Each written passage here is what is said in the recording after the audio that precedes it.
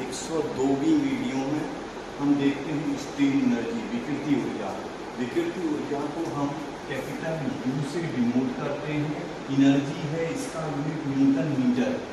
ठीक, तो strain energy क्या है? The work done by the load in straining the body is known as strain energy. It is denoted by U या newton metre unit.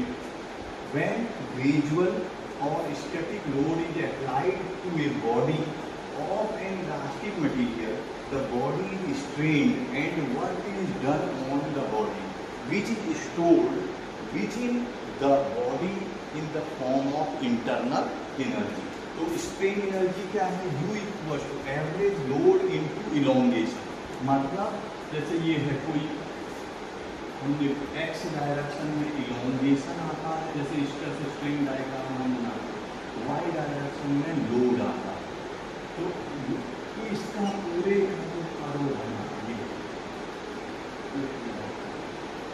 ये आपका क्या जाता है?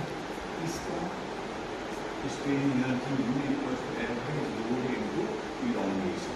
ठीक है, तो यू इक्वल टू हमारे पास ये लोड को हमने दिखा दिया, ई से दिखा देते हैं, सी इनटू इलोंगेशन कितना है।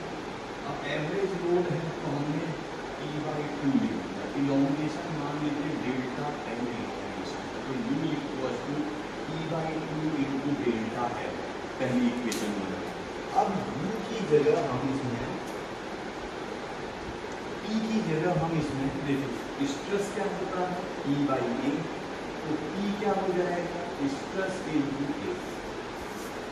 और डेल्टा एल कैसे हम निकालते हैं? Delta L upon L equals to strain. तो delta L equals to strain into L. ये दो तरीके हैं। तो U equals to 1/2 sigma into A into कर दिया गया।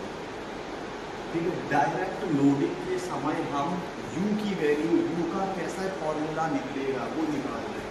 तो U अब स्ट्रेन को हम और लिख सकते हैं, strain equal to sigma upon epsilon इसके बराबर E के बराबर होता है। तो स्ट्रेन इक्वल टू क्या हो जाएगा? Sigma into E।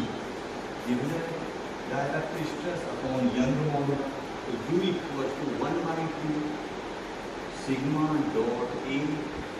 स्ट्रेन की जगह हम लिखें sigma into E into N.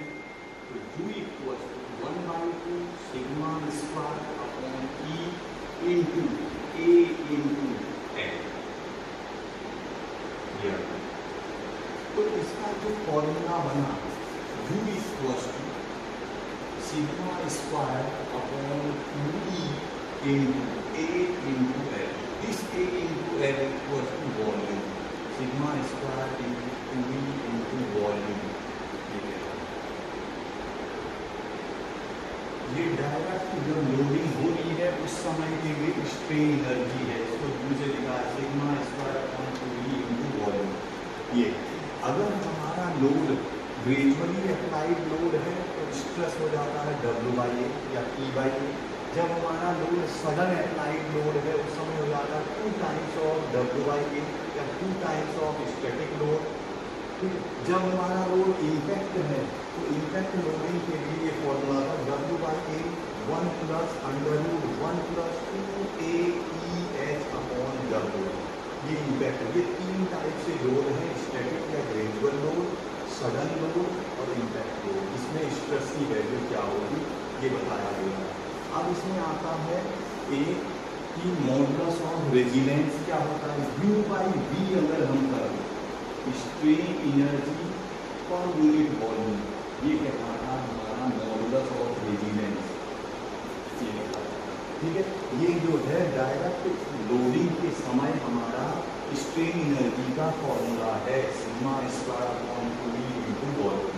Strain energy क्या है? The work done by the load in straining the body is known as strain energy. कहीं कहीं पे इसको रेजिलियंस भी कहते हैं। ठीक है, इलास्टिक लिमिट तक इसको यूज किया जाता है। इलास्टिक लिमिट तक ये अपनी एनर्जी को स्टोर करते हैं। Thank you class.